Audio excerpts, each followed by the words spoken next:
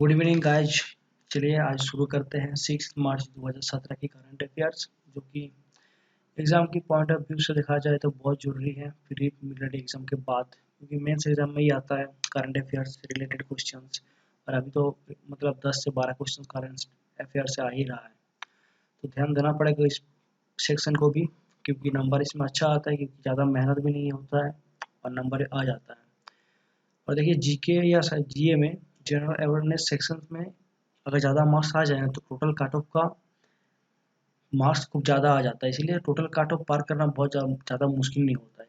इसीलिए ध्यान देना पड़ेगा और थोड़ा सा ध्यान दीजिएगा, नंबर अच्छा आएगा। तो चलिए आज शुरू करते हैं 6 मार्च 2017 की करंट अफेयर्स। तो पहला जो आर्टिकल है वो है इंडिया के फ्लैग से रिलेटेड। देखिए इसमें लिखा हुआ है कि largest flag innovated on India tallest post at Attari border. ये अटारी बॉर्डर है पाकिस्तान के और इंडिया के पाकिस्तान बॉर्डर के पास, अटारी बॉर्डर, जहाँ पे बाघा बॉर्डर भी इसको कहा जाता है। तो यही यही अटारी बॉर्डर पे एक सबसे बड़ा फ्लैग, इंडिया का सबसे ट्री कलर फ्लैग जो है वो लगाया जाएगा, और ये बहुत बड़ी सबसे बड़ा होगा इंडिया का। और इसमें दिया होगा, देखिए इसमें नीचे दिया भी होगा कितना डिमेंशन का है। देखिए इसमें लिखा है कि 360 फीट ऊंचा है लंबाई इसका, और सबसे बड़ा होगा इस मतलब इंडिया का। और एक इंडो पाक अटारी बॉर्डर पे लगाया जाएगा, क्योंकि एक मतलब, और इसका सबसे बड़ी खासियत है ना कि अमृतसर अमृतसर और सर भी देखा जाएगा, और इधर पाकिस्तान का जो लाहौर है उससे भी एक मतलब फ्लैग देखा जाएगा। इसीलिए सबसे मतलब इम्पोर्टेंट फ्लैग हो गया, इसीलिए क्वेश्चन की पॉइंट ऑफ व्यू से देखा जाए तो आने का चांस बहुत ज़्यादा है, इसीलिए याद रखिएगा। और इसका जो बनाने का खर्चा वो 3.5 करोड़ का है। और देखिए इसमें दिया हुआ कि कौन कर रहा है। देखिए इसमें पंजाब मिनिस्टर अनिल जोशी, इसी ने इनोवेटेड किया सबसे ज़्यादा सबसे बड़ा और लंबा फ्लैग का। तो याद रखिएगा दोस्त। चलिए आज बढ़ते हैं दूसरे आर्टिकल की तरफ।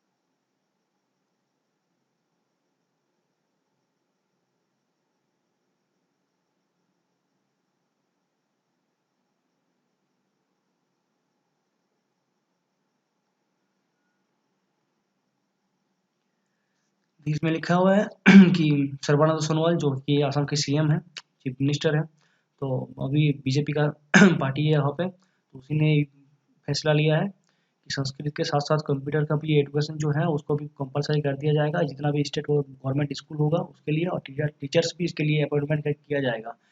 इसके बाद और भी बताया गया है कि केशव महंत जो कि टेक्नोलॉजी मिनिस्टर है असम गवर्नमेंट की, उसने बताया कि जितना भी पंचायत है असम गवर्नमेंट को उसको सबको नेक्स्ट फाइनेंशियल ईयर तक सबको इंटरनेट फैसिलिटी दिया जाएगा, और इंटरनेट फैसिलिटी से उसको जोड़ा जाएगा। तो एक बहुत ही अच्छा कदम है असम गवर्नमेंट का। और इससे क्या होगा, इससे स्टूडेंट को फायदा मिलेगा, संस्कृत को भी थोड़ा सा, जो संस्कृत का धीरे धीरे खत्म होते जा रही थी उसको भी थोड़ा सा थोड़ा सा रेस स्पीड मिलेगा कि हाँ कि संस्कृत है इंडिया का, जो संस्कृत जाना जाता है पहचाना जाता है इंडिया का उस संस्कृत के हिसाब से। तो इसके बाद जो और भी है कि कंप्यूटर लिटरेसी भी आ गया है, कि सबको कंप्यूटर के बारे में कुछ जानकारी मिले इससे स्टेट गवर्नमेंट के स्कूल से। और एक इस कैबिनेट का फैसला है, और इसके लिए टीचर भी अपॉइंटेड होगा।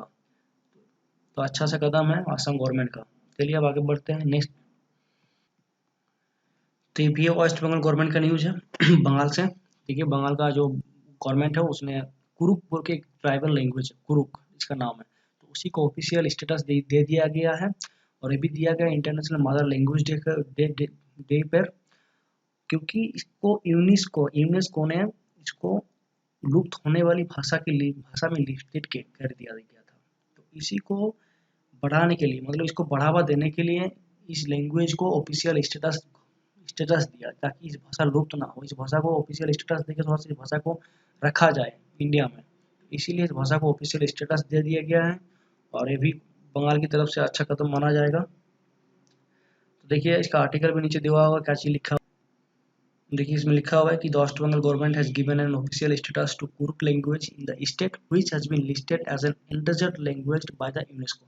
जो हम बताए कि यूनेस्को ने जो उसको लिस्टेड किया था कि भाषा अभी मतलब डेंजरस में है, एंडेंजर्ड है, तो इसी को रोकने के लिए जो बंगाल सरकार ने इसको ऑफिशियल स्टेटस दिया और वो भी इंटरनेशनल मदर लैंग्वेज डे पर। तो बहुत ही अच्छा है। और ये जो कुरुक जो लैंग्वेज वो बिलोंग करती है द्राविडियन फैमिली से, तो इसको भी याद रखने की जरूरत नहीं, बस इसी को याद रखिए कौन सा लैंग्वेज को ऑफिशियल स्टेटस दिया कौन सा सरकार ने, तो बस और कुछ नहीं है।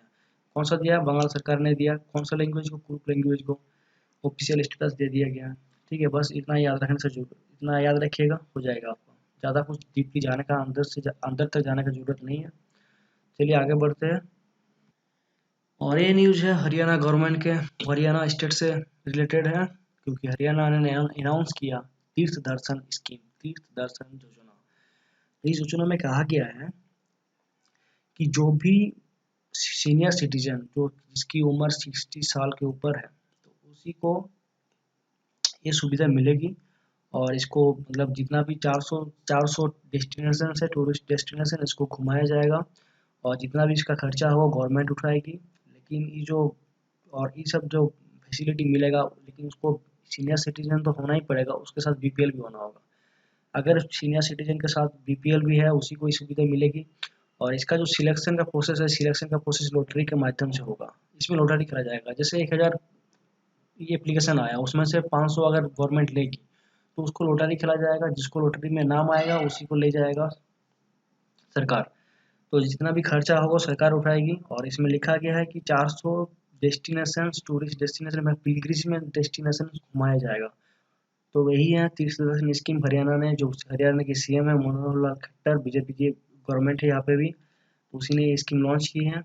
और इतना बताया जाए तो सीनियर सिटीजन के लिए अच्छा है कि घूमने के लिए, और इस होने के लिए बीपीएल होना जरूरी है। सब सीनियर सिटीजन को लेकिन नहीं मिलेगा ये सुविधा। चलिए आगे बढ़ते हैं। आप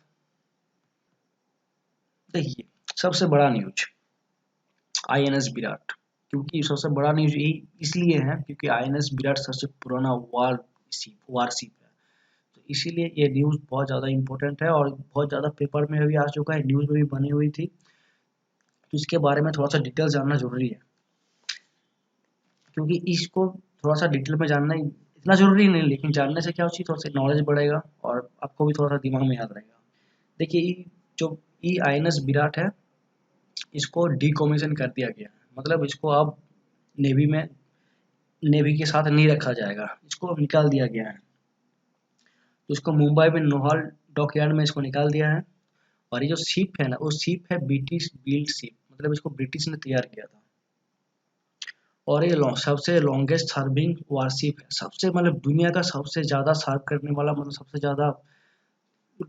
ज़्यादा दिन तक ही मतलब रहा है इंडियन नेवी में। और ये जो आईएनएस विराट है उसको फर्स्ट कमीशन किया था ब्रिटिश रॉयल नेवी ने, वो भी एचएमएस फार्मास ने, जो कि किया था नवंबर 8 1959 को। तो ब्रिटिश रॉयल नेवी के पहले ब्रिटिश नेवी में जुड़ा हुआ था, इसके बाद इसको इंडियन नेवी में लाया गया था 1989 में, 1987 में। इसके बाद इसका जो सबसे ज़्यादा रोल है, मेजर रोल है, उसको मेजर रोल जो हुआ था वो हुआ था 1989 में, जब श्रीलंकन का पीस कीपिंग ऑपरेशन चल रहा था, तब ये आईएनएस विराट बहुत ज़्यादा मतलब रोल प्ले किया था। तो बस यही न्यूज है आईएनएस विराट, इसका थोड़ा सा आर्टिकल भी थोड़ा सा देख लीजिएगा और थोड़ा सा पढ़ लीजिए, हम दिखा देते हैं।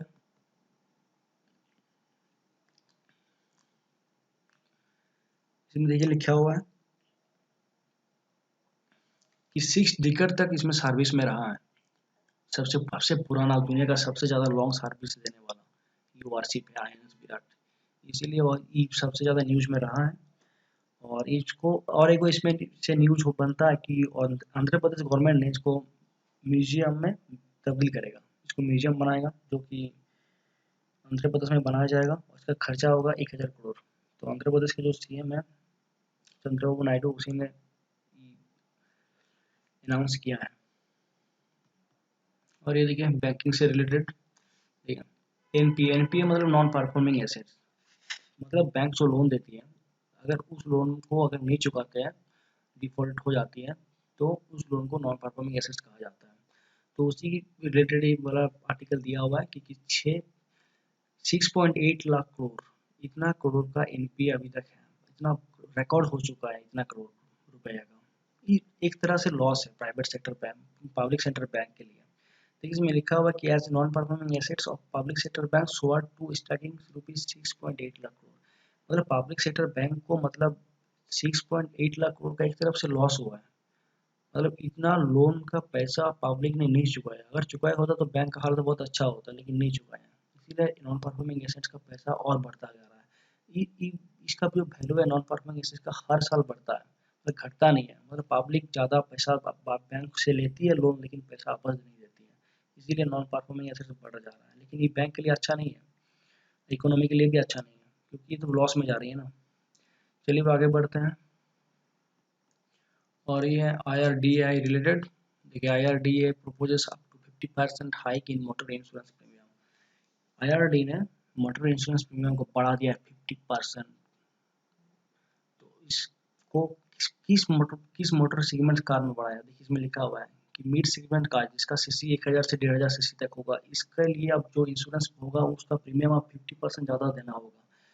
जो कि बिगर कार है, एसयूवी है, जो बिगर सीसी ट्रक वगैरह वो सबको अब देना पड़ेगा, कुछ ज़्यादा पैसा भरना पड़ेगा इंश्योरेंस के लिए।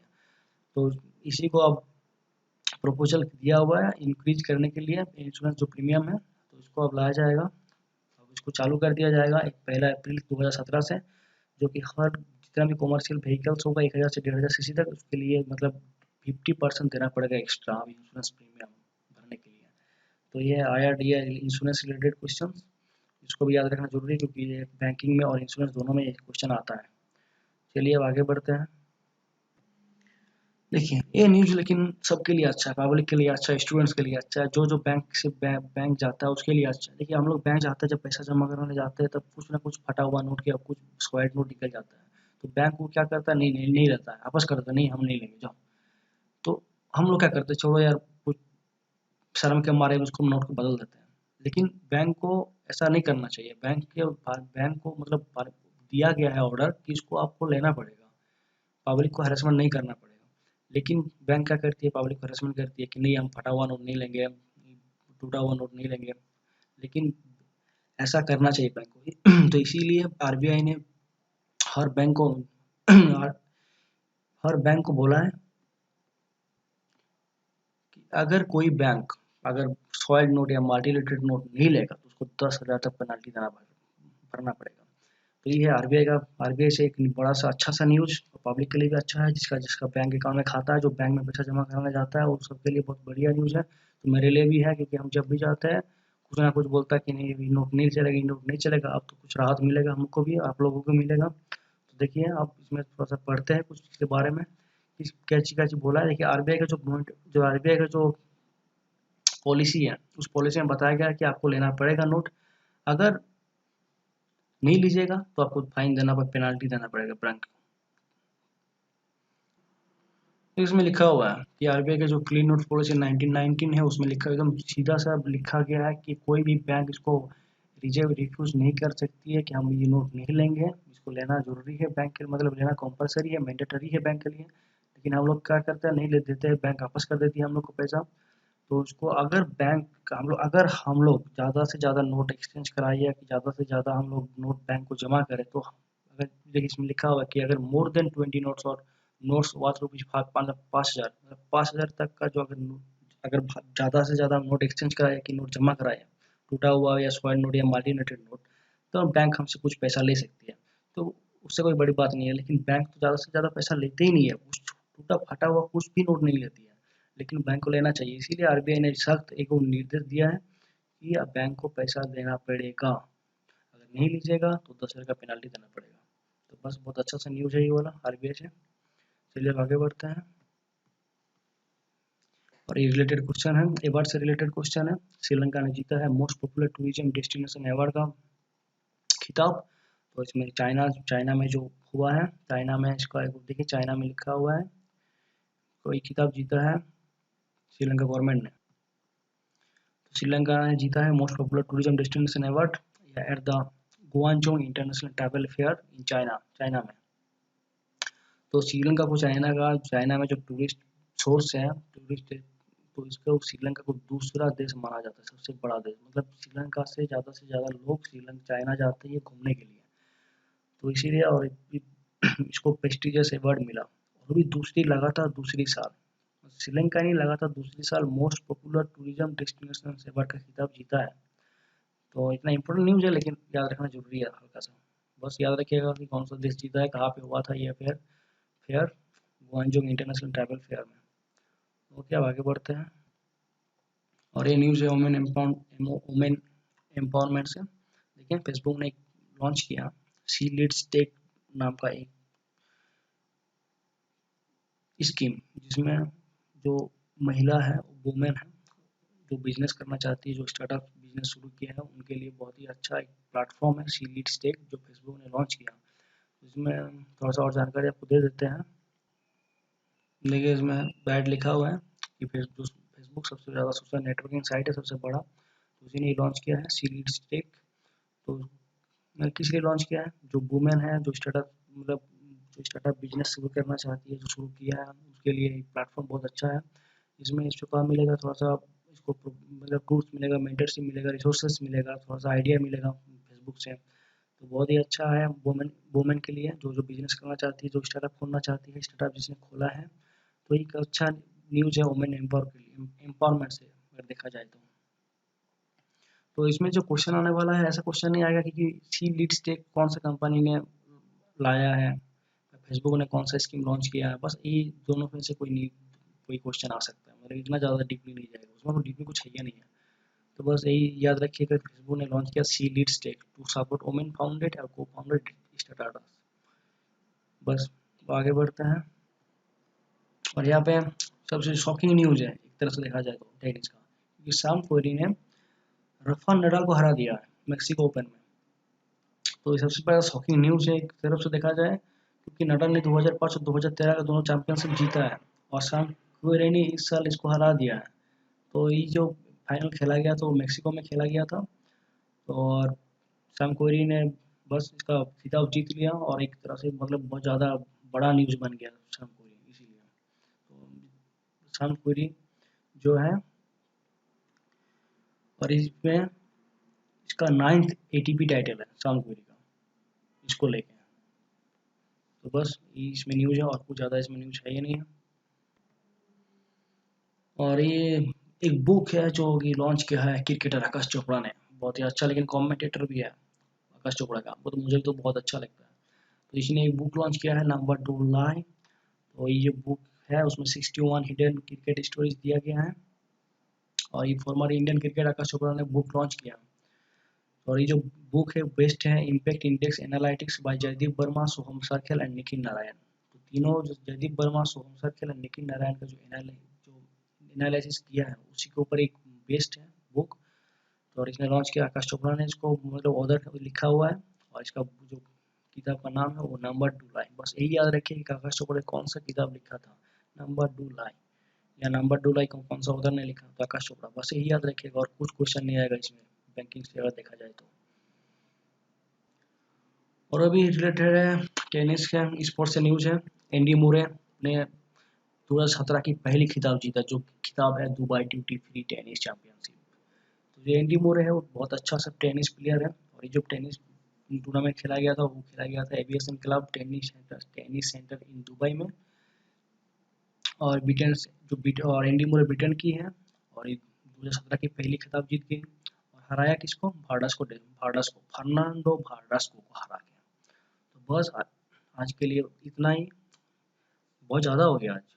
तो इसको बस याद रखिए, 6 मार्च 2017 की करंट अफेयर्स आज ही है, और नेक्स्ट और भी अपलोड करेंगे, और थोड़ा सा और नॉलेज बढ़ाएंगे, और आपको थोड़ा सा आइडिया देंगे, और आपको थोड़ा सा बताएंगे इसके बारे में, जो न्यूज़ आएगा उसको थोड़ा एक्स्ट्रा भी बताएंगे। तो इसीलिए इसको याद रखिए, थोड़ा सा देखिए, वीडियो को ध्यान से देखिए, जब ध्यान से देखिएगा तो दिमाग में बैठ जाएगा। चलिए, शुभ रात्रि, गुड नाइट।